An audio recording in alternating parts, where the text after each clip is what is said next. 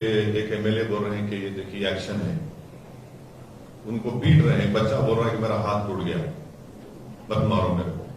तो हमारा बोलना यह है कि चाहे कोई भी कहे, चाहे एमआईएम का आदमी भी कोई कहा होगा, देश का कानून सुप्रीम है और देश के कानून के लिहाज से ही उनके ऊपर एक्शन लेना चाहिए और उसके लिए जरूरी है कि पहले उनकी गिरफ्तारी अमल में लाई जाए और कानून अपना काम करे। तो देश के कानून के तहत होगा जो भी होगा। तो जिस प्रकार से ये कुछ महीनों से जो दंगे भड़क रहे हैं, तो आपको क्या लग रहा है, कोई करवा रहा है या कैसे? नहीं, देखिए लोकतंत्र में हिंसा नहीं होनी चाहिए, कहीं पर भी वायलेंस नहीं होना चाहिए और ये बहुत जरूरी है लोकतंत्र के लिए कि हिंसा ना हो और उसके लिए सरकार की जिम्मेदारी है कि हिंसा ना होने दे, उसको रोकने की पूरी कोशिश करनी चाहिए। हम तो ये कहते हैं कि एक सोसाइटी में वायलेंस की जरूरत नहीं और वायलेंस नहीं होना चाहिए। वैसे साहब हर बार हिंसा हो जाती है, उसके कुछ दिन बाद ही जो बीजेपी का निवेदन आता है, जैसे 91 मस्जिद में भी बाबर साहब ने निवेदन दिया, नुपुर शर्मा में भी कुछ दिनों के बाद ही लिया गया एक्शन। क्या मानते हैं, ये सब हो जाने के बाद ही क्यों होता है? अब आपका सवाल में जवाब है तो मैं और इसका जवाब और क्या दे आपके सामने भी जब आपके ऊपर दिल्ली में एफआईआर हुई और भाजपा बीजेपी कहती है कि असद साहब भड़काऊ भाषण देते हैं, उसकी वजह से ये सब होता है, माहौल खराब होता है देश का, उसके बारे में क्या होगा? फिर तो आप लोग नाकाम साबित हुए। अगर मैं भड़काऊ भाषण दिया तो तुम लोग छोड़ दे मेरे को। वो बीजेपी कहती है। हाँ, वो कहती है, आपने तो नहीं कहा। अगर हम कुछ बोल देते ऐसा तो आप लोग तो 6 बजे 7 बजे 8 बजे 9 बजे 10 बजे तक तो हमको तो आप हलाल कर देते। ये फरियाद जो हुई आपके सामने तो ऐसा वो करे हैं, वो बैलेंस बात कर रहे हैं, वो लोग बैलेंस बात कर रहे हैं, साइड बात। तो वो इसका नाम डालो, जिसका भी नाम डाल दो। भाई अगर मैं कोई बात बोला हूं तो आप तो दिखाते ना, अरे ये बोला था, ये ऐसा इस जगह पर बोला था, ये तो आपकी नाकामी है। फिर कहां बताइए? हम उत्तर प्रदेश में मैं 180 सभाएं किया। एक बता दो, वो इलेक्शन कमीशन का कानून है, हमारे भाषण को हर पार्टी लीडर को इलेक्शन कमीशन का कैमरा होता है, तो कोई कंप्लेन नहीं कर सका उसके ऊपर, ना हम ऐसी बात करते हैं। हम ये बोल रहे हैं कि जो भी हमको कहना है और कहना जरूरी है, वो कानून के दायरे में रहकर आपको कहना है। आपको कानून के दायरे में रहकर कहिए, आपको संविधान इस बात की इजाजत देता है, कहना भी चाहिए। देश में पिछले कुछ महीनों से देश के अंदर जिस तरीके से सांप्रदायिक हिंसाओं का मामला सामने आ रहा है, आप क्या कहना चाहेंगे इस मामले पर? कहाँ मिसाल दिए तो बोल सकता हूँ, कोई एग्जाम्पल दिए। जैसे कि अभी रिसेंटली जिस तरीके से नुपुर शर्मा के बयान के बाद अलग अलग इलाकों में दंगे देखे गए, प्रयागराज में कल जिस तरीके से माहौल हुआ, अलग अलग यूपी के अलग अलग क्षेत्रों में। तो देखिए, बहुत से जगहों पर पीसफुल रहा, बहुत से जगहों पर हिंसा हुई। हिंसा नहीं होनी चाहिए, हम तो जो पहले ही कह रहे हैं, हिंसा नहीं होनी चाहिए। ना कोई हिंसा करे, ना पुलिस भी कानून को अपने हाथ में ले, किसी को भी कुछ करने की जरूरत। और उसकी वजह से आप देख रहे हैं कल रांची में पुलिस की फायरिंग से 2 लोगों की मौत भी हो गई। ये सब चीजें हैं और ये नहीं होनी चाहिए। आपने भी बात करी कि कानून का काम करेगा। नुपुर शर्मा ने भी माफी मांग ली है, तो आप क्या अपील करना चाहेंगे लघुमती समाज और मुस्लिम समाज को खास कर? देखिए, उनकी माफी का अगर हम लफ्ज देखेंगे, इफ आई हैव, अंग्रेजी का लफ्ज इफ इस्तेमाल हुआ है, तो वो हम तो ये मैं जब उनका वो इंग्लिश न्यूज चैनल पर जब उनका वनाब शनाब उन्होंने कहा, उसके दूसरे दिन या तीसरे दिन हमने हैदराबाद में जाकर पूरे जिम्मेदारों को लेकर हमने कंप्लेन दी और एफआईआर दर्ज हुआ। अफसोस की बात यह है कि बीजेपी को और भारत सरकार को, प्रधानमंत्री को 10 दिन लगे। वे पहले आप एक्शन ले लेते, आप पहले ही कर देते बात को, और वो माफी नहीं चाहिए। कानून का उल्लंघन आप कर देते हैं अब फिर हम बोलेंगे ये ऐसा नहीं है ना। तो हम ये बोल रहे हैं कि जब उनके ऊपर FIR दर्ज हो चुका है तो कानून को अपना काम करना चाहिए। ओवैसी जी, देश में गुजरात मॉडल की बात होती है। आप भी काफी दिनों से गुजरात के दौरे पे, आपने बहुत सारी जगह पे जाहिर सभा भी की है। गुजरात में क्या मुस्लिमों की क्या स्थिति है, क्या अभी माहौल बन रहा है गुजरात में? तो अब आप और हम चलते हैं मुस्लिम महलों में, आप आ जाइए, आप खुद देख लीजिए, आप बताइए कि क्या क्या हो रहा है। आपने क्या ओवैसी महसूस साहब, किया? अभी आप गुजरात में रहे हो, आपने क्या अभी माहौल देखा है? नहीं, देखिए माहौल क्या है, उस माहौल को और अच्छा करने के लिए मारे, उस माहौल में जो खराबियां उसको दूर करने के लिए मारे। उस माहौल में अगर कोई ये कहता है कि नहीं हमारे को हमारी आवाज की जरूरत है, हम बोल रहे हैं कि ठीक है, हम उस वैक्यूम को हम पूरा करेंगे। कोई अगर ये कहता है कि भाई जो दलित समाज के इलाके हैं, मुस्लिम समाज के इलाके हैं, या कोई डेवलपमेंट नहीं हुआ है, वहां डेवलपमेंट होना है, बोलते हम कराएंगे डेवलपमेंट। आप ये हमको दिख रहा है, एजुकेशन के मामले में हमको दिख रहा है, हेल्थ के मामले में आप लोग गवाह हैं कोविड के दौरान क्या हुआ था। पहले तो कहा गया कि कोविड में बहुत अच्छा काम किया रूपानी साहब, फिर जब उनको हटा दिया गया तो आप ही के जरिए वो एक सोर्सेस से हमको बताया कि वो काम नहीं करेगा।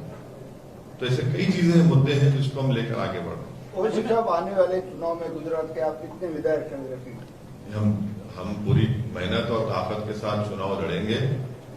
कितने सीट पर लड़ेंगे ये भी बहुत जल्दी होगा बताना।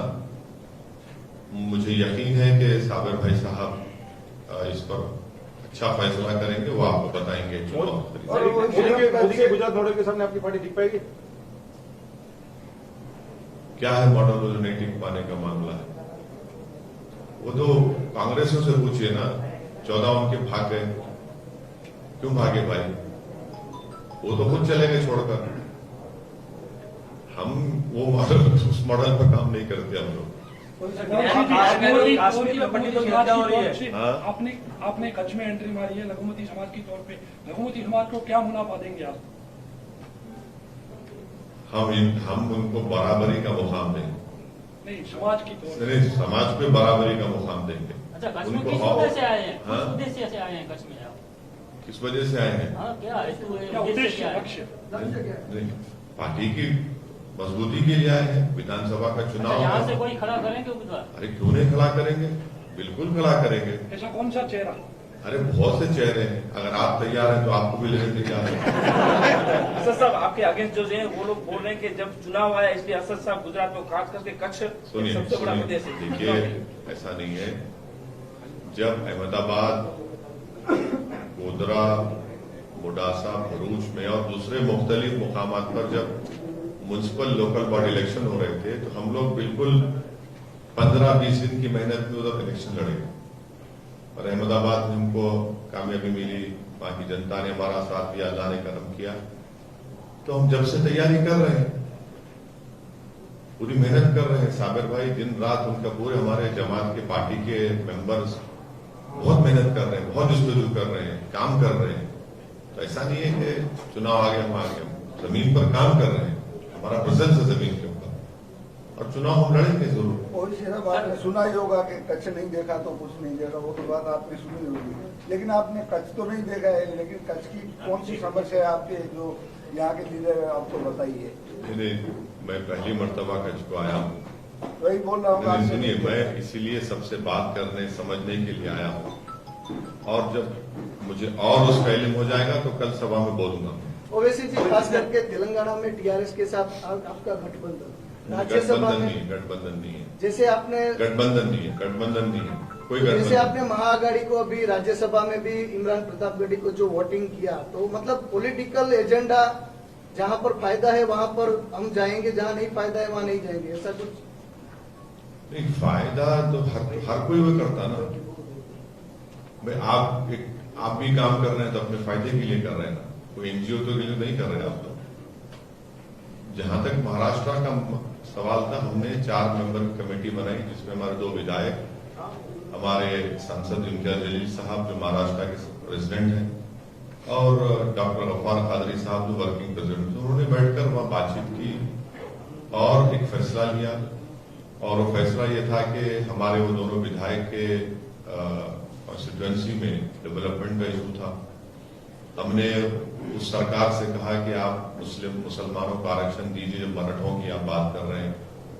हमने उनसे कहा कि महाराष्ट्र में जो पब्लिक सर्विस कमीशन है उसमें एक माइनॉरिटी को मेंबर बनाया जाए। वक्फ बोर्ड के प्रॉपर्टीज पर इंक्रोचमेंट है, करोड़ों रुपए की प्रॉपर्टीज है। ये सब बातों की हमने बात की। हमने ये भी कहा कि हम आइडियोलॉजिकली इन तमाम से मुख्तलिफ हैं, हमारी लड़ाई से चलती रहेगी। और पांचवी बात हमने कहा कि बीजेपी को शिकस्त देने के लिए हमने हमारे दोनों विधायक ने उनको वोट दिया। ये 5-6 चीजों को हमने जनता के सामने रखा भी खोलकर, ऐसा कुछ छुपी बात नहीं है, इसको रख कर दिया। ये चीज है। सर, ज्ञानव्यापी मस्जिद को लेकर आपका क्या स्टैंड है? जिस प्रकार से कानूनी प्रक्रिया चल रही है, आपका एक स्टेटमेंट भी आया था कि कानूनी पर सुप्रीम कोर्ट ने डिस्ट्रिक्ट जज को कहा कि 7-11 जो ऑर्डर है उसको पहली सुनवाई की जाए। वो सुनवाई हो रही है और वो सुनवाई होनी चाहिए। और मेरा मानना यह है कि भारत की संसद में 1991 के एक्ट को हमने पास किया है, जो ये कहता है कि 15 अगस्त 1947 को जो मंदिर थी वो मंदिर रहेगी, जो मस्जिद थी वो मस्जिद रहेगी, जो गिरजाघर था, गुरुद्वारा था, ये हमारे बौद्ध समाज के लोगों का जो भी मजहबी इबादत है वो रहेगी। उस कानून को मानने की जरूरत है बस। बीजेपी ऐसा बोलते हैं कि आपकी पार्टी खड़ी होती है, उसके वजह से नॉन बीजेपी वोट हैं वो टूट जाते हैं और बीजेपी जीत जाती है। इसके बारे में आपको क्या राय है? इसीलिए हार्दिक पटेल साबिर भाई से मिलकर गुलाब जामुन खा के भाजपा में चला गया। इसीलिए कांग्रेस के 13 एमएलए साबिर भाई के पास बैठकर चाय पी कर गए।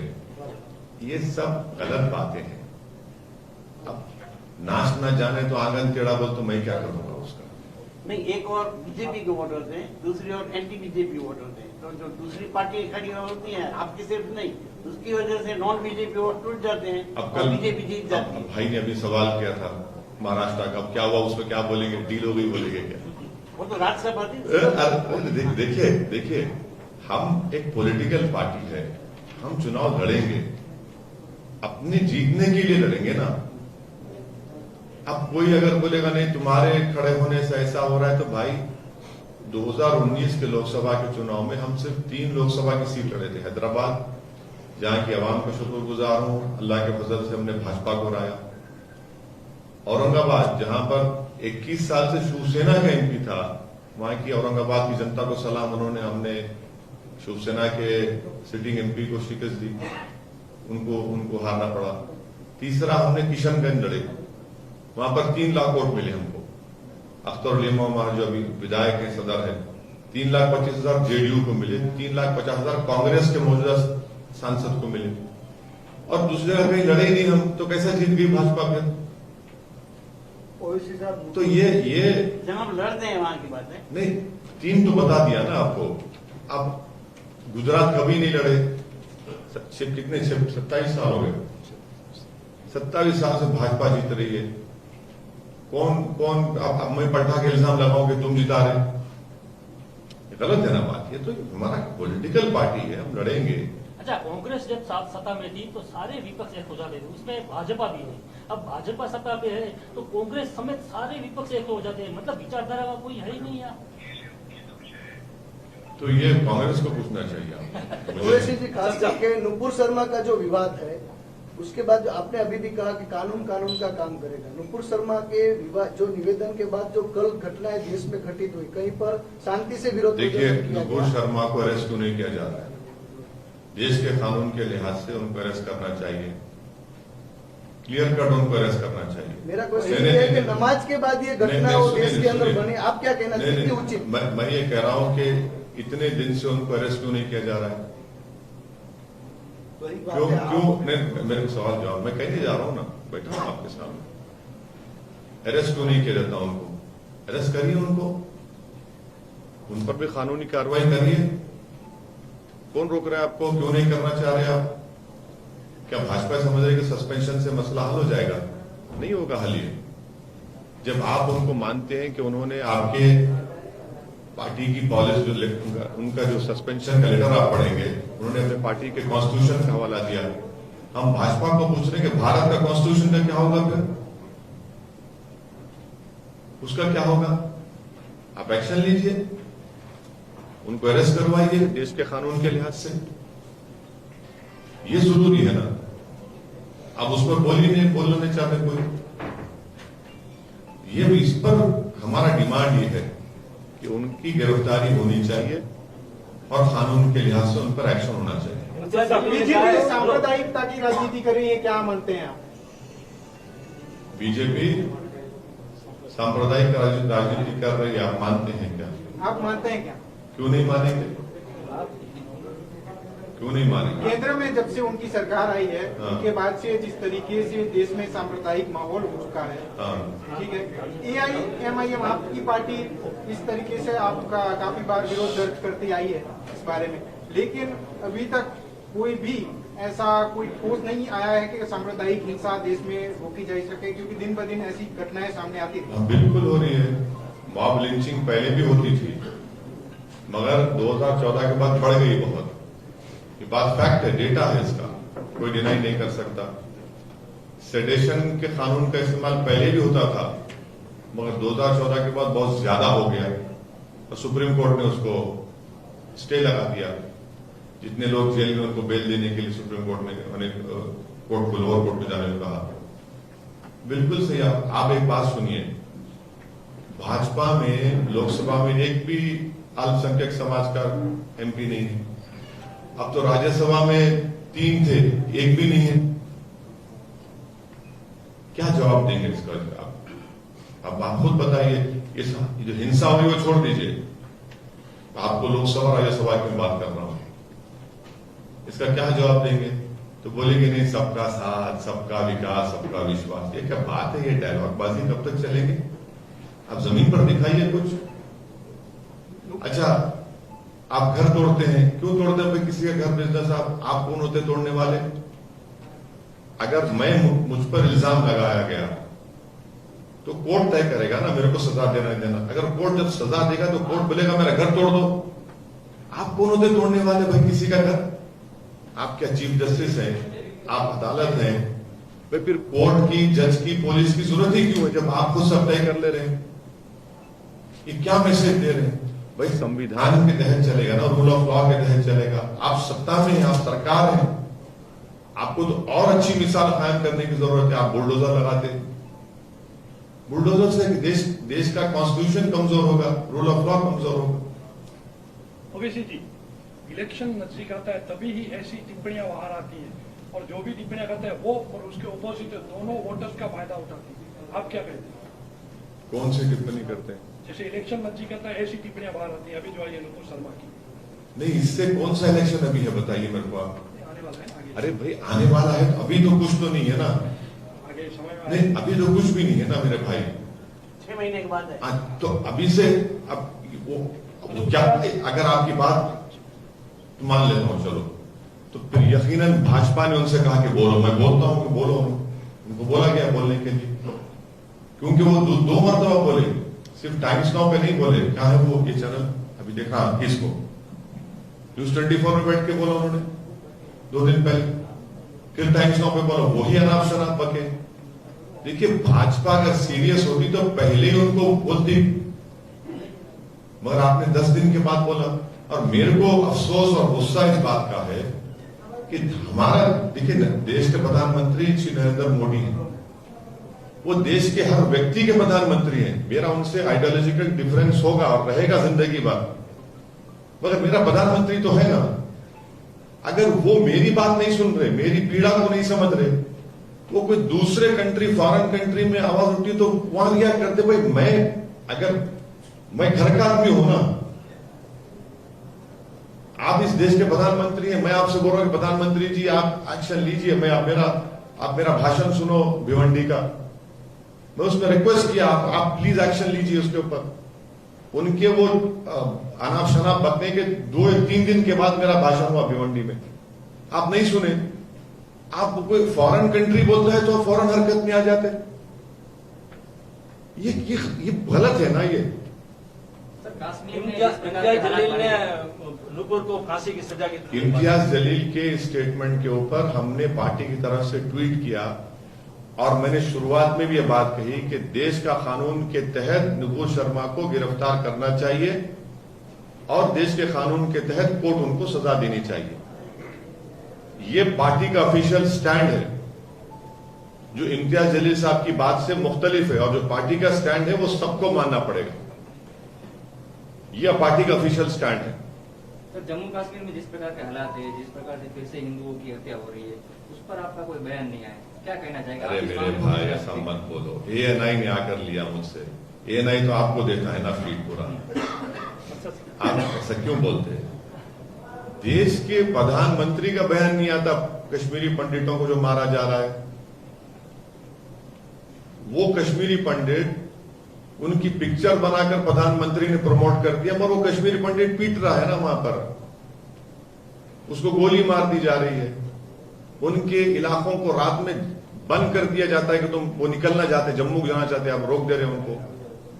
कश्मीरी पंडितों को सरकार उनको इलेक्ट्रोल इशू के तौर पर देखती है, उनको इंसान के तौर पर देखने की जरूरत है कश्मीरी पंडित को। और कश्मीर मुकम्मल नहीं है बगैर कश्मीरी पंडितों के। उनको वहां पर पूरा सिक्योरिटी मिलनी चाहिए। भाई, ये आतंकवादी आकर अगर गोली मार रहे हैं तो सरकार उनको रोकने में नाकाम क्यों साबित हो रही है? ये इनकी नाकामी है। मैं मानता हूं कि पड़ोसी मुल्क से, पाकिस्तान से आतंकवादी आ रहे हैं, आप रोको ना उनको। कैसा कोई दिन दाड़े जाकर एक टीचर को मार देता है स्कूल में, बताइए आप? कैसा कोई दिन दाड़े जाकर एक बैंक के मैनेजर को गोली मार देता है? सरकार ने कहा था कि डिमोनेटाइजेशन, जब 500 की नोट गए तो रुक गया, आतंकवाद बंद हो गया। फिर आपने 370 निकाला तो आपने कहा खत्म हो गया आतंक। कहां खत्म हुआ? आप देखते नहीं ना, आप सिर्फ स्लोगन, हेडलाइन मैनेजमेंट करते हैं आप लोग, सिर्फ भी भाजपा वाले। हेडलाइन मैनेजमेंट से जमीन पे क्या हो रहा बताइए आप? आज कश्मीरी पंडित छोड़ के चले जा रहे जम्मू को, आप उनको रोकिए ना उनको। और कैसे रोकेंगे? जब आप उनको कॉन्फिडेंस दिलाएंगे, जब आप ये हत्याओं को रोकेंगे, जब आप उनको वहां सिक्योरिटी प्रोवाइड करेंगे, आप वहां के वैली के पॉलिटिशियन को कुछ ताकत देंगे बोलने के लिए, लीवर देंगे। आप कुछ नहीं करते। नहीं, इतने टूरिस्ट आ गए, इतने टूरिस्ट। अरे भाई, टूरिस्ट आ गए तो हत्या क्यों हो रही है? आप देखते हर बार भाषण में इतने टूरिस्ट है। अरे भाई, टूरिस्ट है तो फिर वो हत्या क्यों हो रही है? अब वहां की मस्जिद को क्यों बंद करके रख दिए? वहां के पॉलिटिशियंस को आप बोलने की इजाजत क्यों नहीं देते? और फिर ऊपर से आपने जो डिलिमिटेशन कमीशन में जो विधानसभा की सीटों को तोड़कर बनाया आपने, वो भी एक तकलीफ का बाइस बन रहा है वहां पर। ओवैसी जी, गुजरात में नेक्स्ट जो इलेक्शन 2022, आपकी पार्टी की ओर से कितने कैंडिडेट आपने अभी तक, मतलब कितने खड़े रखने? वो क्यों बोलूं आपको मैं?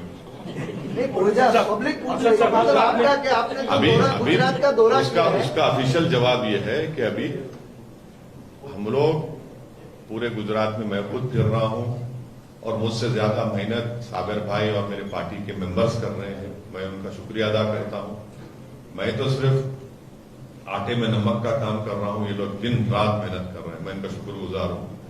और जब चुनाव करीब आएगा आपको बताएंगे, बहुत जल्दी। अभी इसी से लगता प्रश्न है कि जो क्वेश्चन है, जो आपके गुजरात के जो प्रवक्ता थे, उन्होंने अभी थोड़े दिन पहले ही प्रेस कॉन्फ्रेंस करके अपने रेजिग्नेशन दे दिया कार्यकर्ताओं के साथ, और ये आक्षेप किया साबिर भाई के ऊपर कि ये बीजेपी का एजेंडा चला रहे हैं। तो मतलब ये क्या ऐसा है ना, वो जब इफ्तार की दावत में अहमदाबाद को आए थे तो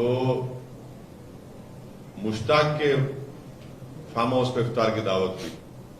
हम दोनों एक टेबल पर खजूर खाए, समझे ना। अब उनको कहीं गुलाब जामुन मिल गया तो मैं क्या करूं? मैं तो खजूर ही खिला सकता हूं। नहीं, सुनिए, जब तक थे तो अच्छे थे, और जब छोड़ दिए तो आप उंगली उठा रहे हैं साबर भाई पे। क्या गलत बात है ना। आपको मैं बोल रहा हूं, आपको पसंद नहीं चाहिए, मगर इल्जाम लगा रहे। क्या इल्जाम लगा रहे बताइए? हम फिर पूरा लोकल बॉडी के इलेक्शन में मेहनत की सब लोग, हम लोग। आप साबर भाई पे इल्जाम लगा रहे हैं। उनको थोड़ा सोचना चाहिए कि तुम उसको स्टोन आ गया था, इंजेक्शन लेकर मेरे साथ फिरता था साबर भाई। जब नहीं बोलना चाहिए बात ये, 10 मिनट गाड़ी में बैठ न सकते थे साबर भाई, मगर उसके बावजूद भी लगा हुआ है आदमी, काम पे लगा हुआ है। ये गलत है, ये बिल्कुल उनका इल्जाम बेबुनियाद है, झूठ पर मुबन्नी है, और इस तरह की बात उनको भाई आप छोड़ के जाओ। मगर जब आप जिसके साथ दिन रात आप देख रहे हैं कि तकलीफ उठा रहा है, सब लोग साथ में तकलीफ उठा रहे हैं, मेहनत कर रहे हैं भाई। 15 दिन की मेहनत में हमने 6 कॉर्पोरेटर अहमदाबाद में जीते, 7 जीते, 9 हम लोग गोडासा में जीते, गोधरा में। कैसे जीतते बताइए, कैसे जीते? ये तो इतने लोग मेहनत कर रहे हैं, तो ये गलत है उनकी बात। सर, आपने कांग्रेस के बारे में तो कहा, आप पार्टी के बारे में क्या कहेंगे? हाँ, कांग्रेस के बारे में तो आपने कहा कि कांग्रेस और बीजेपी एडजस्ट कर लेती है, आप पार्टी के बारे में आप क्या कहेंगे? छोटी बीजेपी है। अभी सर, गुजरात में 182 सीटें, जिसमें भाजपा तो टिकट नहीं देती मुस्लिम को, लेकिन कांग्रेस ने 3 विधायक कांग्रेस के मुस्लिम में। आपको नहीं लगता आपके आने से कहीं वो 3 डिवाइड हो जाए मत? ये क्या बात है भाई, ये क्या बात है? 3 विधायक है मुस्लिम। अरे 12 छोड़ के भाग गए तो मेरे से पूछ के भागे क्या? अरे छोड़ दीजिए ना, उनकी पार्टी में कोई तैयारी नहीं है बैठने को, वो अपोजिशन का रोल अदा ही नहीं कर पा रहे हैं। आप 3 की क्यों बात कर रहे हैं? उनके पास जो 12 बजे कितने बाकी हैं? उनके पास 60 बच गए। नहीं भाई, जितने अभी बचे हुए हैं आप देखो और भाग जाएंगे। लाइन लगी हुई, मैं सुना अभी, मेरे को सुबह बता रहे थे आपकी मीडिया के लोग जाने तैयार है भाजपा में पूरे के पूरे। ये 3 की बात क्यों कर रहे हो? तो पूरे भागने तैयार है उनके पास से। लेकिन ये अपनी आवाज उठाते हैं। अरे क्या आवाज उठाते? कौन सी आवाज उठाते? अरे कौन सी आवाज उठाते बताइए आप, कौन सी आवाज उठाते बताओ, कहां आवाज उठाते? हम जब गए और आना पार्टी को शुरू किए, इनको पेट में दर्द शुरू हो गया, और फिर वही पुराना डायलॉग, वो मिले हुए। अब मिले हुए कौन किससे मिला हुआ है भाई साहब? अब तुमसे मिले हुए तो तुम अच्छे हो जाएंगे, नहीं मिले तो मिले हुए, तो गलत बात है। इसमें कोई फ्रस्ट्रेशन है उन लोगों का। ओवैसी साहब, जो नुपुर शर्मा के बयान के बाद जो विदेश में भी जो देशों ने वो किया, माल सामान लेने का इनकार कर दिया है, उससे भारत की जो छवि है कितनी खराब हो रही है? नहीं देखिए, हमारा मैं अभी फिर वही जवाब को दोहरा रहा हूं। मैं तो कहा है कि देश के प्रधानमंत्री अगर 10 दिन पहले हमारी बात को सुन लेते तो ये सब बातें होती नहीं थी ना, ये सब बात होती नहीं थी।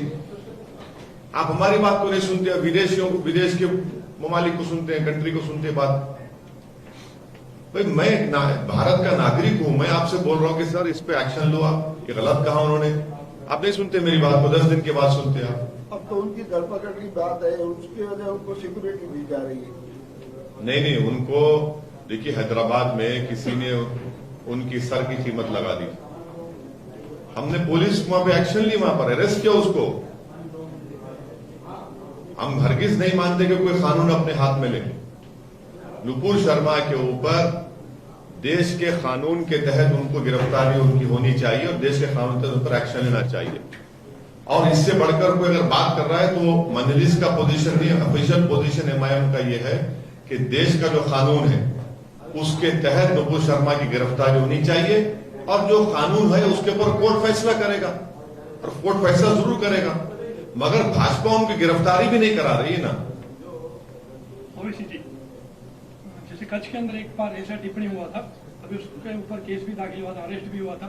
अरेस्ट होने के बाद पुलिस स्टेशन के ऊपर सब मिलके पत्थरबाजी की थी, ऐसा कुछ ना हो, इसके लिए आप क्या अपील करेंगे? अगर मैं बार बार ये कह रहा हूं कि किसी को भी कानून अपने हाथ में नहीं लेना चाहिए।